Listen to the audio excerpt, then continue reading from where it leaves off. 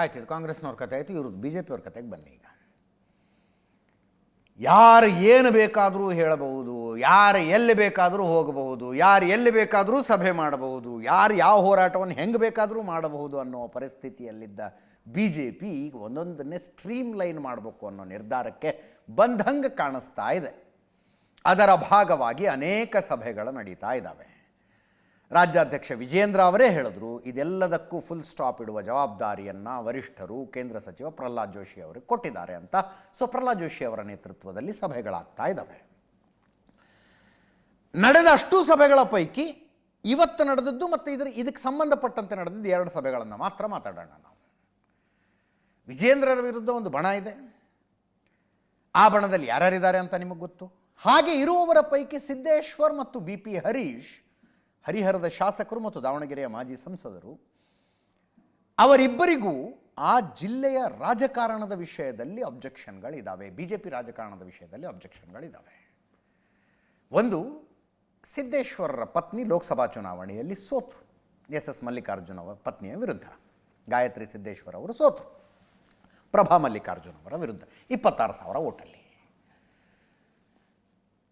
ಈ ಸೋಲಿಗೆ ಕಾರಣ ವಿಜಯೇಂದ್ರರನ್ನ ದಾವಣಗೆರೆಯಲ್ಲಿ ಬೆಂಬಲಿಸುವವರ ಗುಂಪು ಅನ್ನೋದು ಸಿದ್ದೇಶ್ವರರಿಗೆ ಅವರ ಮೂಲಗಳಿಂದ ಗೊತ್ತಾಗಿದೆ. ಇವರೇ ನಿಂತ್ಕೊಂಡು ಸೋಲಿಸಿದ್ರು. ಆ್ಯಕ್ಚುಲಿ ನಿಮ್ಗೆ ಚುನಾವಣೆ ನಡೆದಾಗ ನಿಮಗೆ ನೆನಪಿದ್ರೆ, ಗಾಯತ್ರಿ ಸಿದ್ದೇಶ್ವರ್ ಅವರಿಗೆ ಟಿಕೆಟ್ ಕೊಡಬೇಕು ಅಂತ ಹೈಕಮಾಂಡ್ ಹೇಳಿದಾಗ ಜೋರು ಗಲಾಟೆ ಮಾಡಿಬಿಟ್ರು ಇವರು. ಯಡಿಯೂರಪ್ಪನವರು ಅದನ್ನು ಸಮಾಧಾನ ಮಾಡ್ತೀನಿ ಅಂತ ಹೋಗಿ ದಾವಣಗೆರೆ ಹತ್ರ ಒಂದು ರೆಸಾರ್ಟ್ನಲ್ಲಿ ಕೂತ್ಕೊಂಡು ಇಡೀ ದಿನ ಗಲಾಟೆ ಆಗಿತ್ತು. ಅದಾದಮೇಲೆ ಅಷ್ಟೆಲ್ಲ ಈ ಟಿಕೆಟೇ ಕೊಡಬೇಡಿ ಅಂತ ನಿಂತವರು ಅಂತಿಮವಾಗಿ ಬಂದು ಇವ್ರನ್ನ ಗೆಲ್ಸೋದಕ್ಕೆ ಪ್ರಯತ್ನ ಪಡ್ತಾರೆ. ಅದನ್ನೆಲ್ಲ ನಂಬಕ್ಕಾಗೋದಿಲ್ಲ. ಅದಿರಲಿ. ರೇಣುಕಾಚಾರ್ಯ ಆ್ಯಂಡ್ ಟೀಮ್ ನಮ್ಮನ್ನು ಸೋಲಿಸ್ತು, ಅವ್ರ ವಿರುದ್ಧ ಕ್ರಮ ಆಗಬೇಕು ಅಂತ ಇವ್ರದ್ದು ಬೇಡಿಕೆ. ಈ ಬೇಡಿಕೆಯನ್ನು ಅವ್ರು ಎಲ್ಲೆಲ್ಲೂ ಕೂತ್ಕೊಂಡು ಮಾಡ್ತಾಯಿದ್ರು. ಪ್ರಹ್ಲಾದ್ ಜೋಶಿ ಅವರ ನೇತೃತ್ವದಲ್ಲಿ ಸಂಧಾನ ಅಂತ ಆದಮೇಲೆ ಅವ್ರನ್ನ ರಾಜ್ಯ ಬಿ ಜೆ ಪಿ ಮಲ್ಲೇಶ್ವರಮಲ್ಲಿ ಇದೆಯಲ್ಲ, ಇಲ್ಲಿಗೆ ಕರೆಸ್ಕೊಂಡು ಏನು ಹೇಳೋದಿದೆ ಹೇಳಿ ಅಂತ ಕೇಳಿದ್ರು. ಅವ್ರು ಹೇಳಬೇಕಾದದ್ದನ್ನೆಲ್ಲ ಹೇಳಿ ಹೋದರು. ಅದರ ಫಾಲೋ ಅಪ್ ಮೀಟಿಂಗ್ ಈಗ ಆ ಕಡೆ ಅವ್ರು ಹೇಳಿದ್ದಾರೆ, ಈ ಕಡೆ ಅವ್ರು ಹೇಳೋದು ಕೇಳಿಸ್ಕೋಬೇಕಲ್ಲ ಅಂತ ರೇಣುಕಾಚಾರ್ಯ ಆ್ಯಂಡ್ ಅದರ್ಸ್ ಇವತ್ತು ಕರೆಯಲಾಗಿತ್ತು. ರೇಣುಕಾಚಾರ್ಯ ಅವರು, ಮಾಡಾಳ್ ವಿರೂಪಾಕ್ಷಪ್ಪ, ರಂಗನಾಥು, ರವೀಂದ್ರನಾಥು ಇವರೆಲ್ಲ ಇದ್ದರು. ಜೊತೆಗೆ ಹಿರಿಯರ ಲೆಕ್ಕದಲ್ಲಿ ಪ್ರಹ್ಲಾದ್ ಜೋಶಿ ಅವರು, ಗೋವಿಂದ ಕಾರಜೋಳರು, ಡಿ ವಿ ಸದಾನಂದ ಗೌಡರು ಹಿರಿಯರ ಲೆಕ್ಕದಲ್ಲಿ, ವಿಜೇಂದ್ರ ಅವರು ಇದ್ದರು. ಪ್ರಹ್ಲಾದ್ ಜೋಶಿ ಅವರಿಗೆ ಆ ಜವಾಬ್ದಾರಿ ಇದೆ, ಏನು ಬಗೆಹರಿಸಬೇಕಾದ ಜವಾಬ್ದಾರಿ. ಸಭೆ ಆಯಿತು. ನಿಮಗೆ ಓಕೆ, ಸಭೆಯೊಳಗೆ ಏನೇನಾಯಿತು ಅಂತ ಸುದ್ದಿ ಬಂತಪ್ಪ ನಮಗೆ. ರೇಣುಕಾಚಾರ್ಯ ಆ್ಯಂಡ್ ಟೀಮಿಗೆ ಎರ್ರಾಬಿರಿ ಬೈದ್ಬಿಟ್ರಂತೆ. ಏನಂತ, ನೀವು ವಿಪರೀತ ಸಹಿಸ್ಕೊಂಡ್ಬಿಟ್ಟಿದ್ದೀವಿ, ನಿಮ್ಮನ್ನ ಇನ್ನು ಸಹಿಸ್ಕೊಳ್ಳೋದಕ್ಕಾಗೋದಿಲ್ಲ. ಯತ್ನಾಳರ ಉಚ್ಚಾಟನೆ ಆದಾಗಲೇ ನಿಮ್ಮದು ಉಚ್ಚಾಟನೆ ಆಗಬೇಕಾಗಿತ್ತು. ಏನು ಬೇಕಾದ್ದೇ ಹೇಳಿಕೆ ಕೊಡ್ತೀರಿ, ಏನು ಬೇಕಾದ್ದೇ ಮಾಡ್ತೀರಿ, ಇನ್ನು ಮುಂದೆ ಹಾಗಾದರೆ ಸಹಿಸ್ಕೊಳ್ಳೋದಿಲ್ಲ, ಹುಷಾರಾಗಿರ್ಬೇಕು ಇತ್ಯಾದಿ ಇತ್ಯಾದಿ ಬೈದ್ಬಿಟ್ರು. ಪ್ರಹ್ಲಾದ್ ಜೋಶಿ ಅವರು ಬೈದರು, ಯಾರೋ ಸದಾನಂದ ಗೌಡರು ಬೈದರು, ಎಲ್ಲ ಸುದ್ದಿಗಳು ಬಂದವು. ಬಟ್ ರೇಣುಕಾಚಾರ್ಯ ಕಡೆಯವರು ಏನು ಹೇಳ್ತಾರೆ, ಈ ಸುದ್ದಿಗಳು ಬಂದಿದ್ದು ಒಂದು ತಂಡದಿಂದ.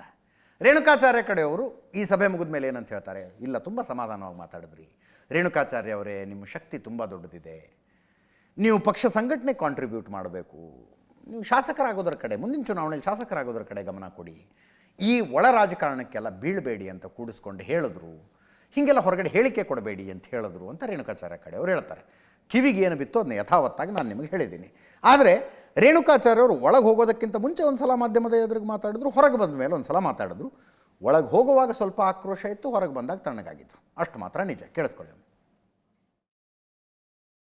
ಈಗ ಸೋಲಿಗೆ ಹಿಂದೆ 2009ರಲ್ಲಿ ಕೇವಲ 2000 ಮತಗಳನ್ನ ಗೆದ್ದಿದ್ದಾರೆ.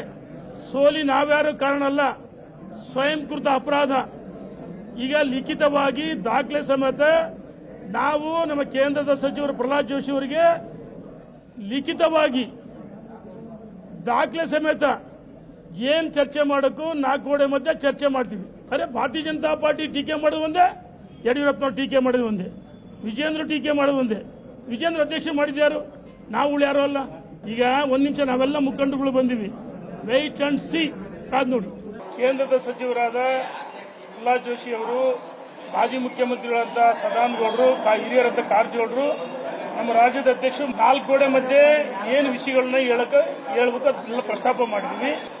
ನಾವುಗಳು ವಾಸ್ತವಾಂಶ ಏನು ಹೇಳ್ಬೇಕು ಎಲ್ಲವನ್ನೂ ಹೇಳಿದ್ವಿ. No comments. 4 ಗೋಡೆ ಮಧ್ಯೆ ಹೇಳಿದ್ವಿ. ಬಹಿರಂಗ ಯಾವುದನ್ನು ಹೇಳಕ್ಕೆ ಇಚ್ಛೆ ಪಡೋದು. ಸವಿಸ್ತಾರವಾಗಿ ಏನು ಹೇಳ್ಬೇಕು ಎಲ್ಲವೂ ಹೇಳಿದ್ವಿ. ಮಾರ್ಗದರ್ಶನವೂ ಮಾಡಿದ್ದಾರೆ. ಪಕ್ಷ ಸಂಘಟನೆಗೆ ಎಲ್ಲರೂ ಯಾವ ರೀತಿ ನಿಮ್ಮ ಇದನ್ನು ಹೇಳಿದ್ದಾರೆ, ಸಾಮರ್ಥ್ಯಗಳು ಬಳಸ್ಕೊಳ್ಬೇಕು, ಆ ರೀತಿ ಒಟ್ಟಾಗಿ ಕೆಲಸ ಮಾಡೋಣ ಅಂತ ಹೇಳಿದ್ದಾರೆ. ಸಹಕಾರ ಕೂಡ. ಇದಾದ ನಂತರ ವಿಜಯೇಂದ್ರ ಅವರು, ಸದಾನಂದ ಗೌಡರು, ಪ್ರಹ್ಲಾದ್ ಜೋಶಿ ಅವರು ಮಾತಾಡಿದ್ರು. ಅದನ್ನೊಂದ್ಸಲ ಕೇಳಿಸ್ಕೊಳ್ಳಿ. ಏನು ನಮ್ಮ ಪಕ್ಷದ ಒಳಗೆ ಆಂತರಿಕವಾಗಿ ಕೆಲವು ಸಮಸ್ಯೆಗಳೇನಿತ್ತು, ಕೆಲವು ಜಿಲ್ಲೆಗಳಲ್ಲಿ ಕೆಲವು ಸಮಸ್ಯೆಗಳಿತ್ತು.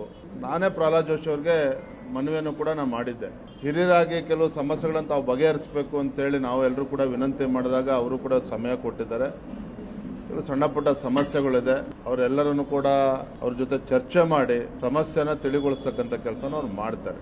ಶುದ್ಧೀಕರಣದ ಮುಂದುವರೆದ ಭಾಗ ನಾನು ಅವತ್ತಿಂದಲೇ ಹೇಳ್ತಾ ಇದ್ದೆ, ಏನೋ ಪಕ್ಷದಲ್ಲಿ ಸ್ವಲ್ಪ ಶುದ್ಧೀಕರಣ ಆಗಬೇಕು. ಈಗಾಗಲೇ ಹಲವಾರು ಜನ ಅಶಿಸ್ತಿನವರನ್ನು ಈಗಾಗಲೇ ಪಕ್ಷವನ್ನು ಹೊರಗೆ ಹಾಕಿದೆ.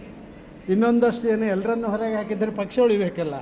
ಆದ ಕಾರಣ ಇದ್ದವರನ್ನು ಸರಿ ಮಾಡುವಂಥ 2ನೇ ಹಂತದ ಪ್ರಕ್ರಿಯೆಗಳು ಈಗ ಸ್ಟಾರ್ಟ್ ಆಗ್ತಾ ಇದ್ದಾರೆ. ಪಕ್ಷದ ಹಿತದೃಷ್ಟಿಯಿಂದ ನಾವೆಲ್ಲ ಒಟ್ಟಾಗಿ ಏನು ಮಾಡಬೇಕು ಅಂತ ಹೇಳುವಂಥದ್ರ ಬಗ್ಗೆ ಚಿಂತನೆ ಮಾಡುವಂಥ ಒಂದು ಪ್ರಕ್ರಿಯೆಗಳು ಶುರುವಾಗಿದೆ. ಆದರೆ ಒಂದು ಪಾಸಿಟಿವ್ ಸಿಗ್ನಲ್ ಸಿಕ್ಕಿದೆ ಬಿಜೆಪಿಗೆ. ಇಡೀ ರಾಜ್ಯದ ಎಲ್ಲ ಜಿಲ್ಲೆಗಳಲ್ಲಿ ಇದು ಸರಿಯಾಗಬೇಕಾದ ಅವಶ್ಯಕತೆ ಇದೆ, ಇದನ್ನು ಮಾಡುವಂಥದ್ದಿದೆ. ಇಷ್ಟು ತನಕ ಯಾರು ಮಾಡ್ತಾರೆ ಅಂತಿತ್ತು. ಈಗ ಒಂದಷ್ಟು ಅದನ್ನು ಮಾಡಲಿಕ್ಕೆ ನಾವೆಲ್ಲ ಪ್ರಾರಂಭ ಮಾಡಿದ್ದೇವೆ. ಆ ಮೀಟಿಂಗ್ದಲ್ಲಿ ನಮ್ಮ ಸಂಘಟನಾತ್ಮಕ ವಿಷಯಗಳ ಬಗ್ಗೆ ಮತ್ತು ಯಾರಿಗೇನಾದರೂ ಕೆಲವರಿಗೆ ಸಮಸ್ಯೆಗಳಿತ್ತು ಅದನ್ನು ಕರೆದು ಅವರಿಗೆಲ್ಲರಿಗೂ ನಾವು ತಿಳುವಳಿಕೆ ಹೇಳುವ ಕೆಲಸವನ್ನು ಮಾಡಿದ್ದೇವೆ. ಎಲ್ಲರನ್ನೂ ಒಟ್ಟುಗೂಡಿಸುವ ಪ್ರಯತ್ನ ಆರಂಭಗೊಂಡಿದೆ. ಫಲ ಏನು? ಡೋಂಟ್ ನೋ, ಅದು ಗೊತ್ತಿಲ್ಲ. ಅದೇನೋ ಹೇಳ್ತಾರಲ್ಲ, ಆಗಾಸ್ ತೋ ಅಚ್ಚಾ ಹೈ ಅಂಜಾಮ್ ಖುದಾ ಜಾನೆ ಅಂತ. ನೋಡೋಣ ಫಲ ಏನಾಗುತ್ತೆ ಅನ್ನೋದನ್ನು ಅದು ಆದಾಗ ಹೇಳ್ತೀವಿ.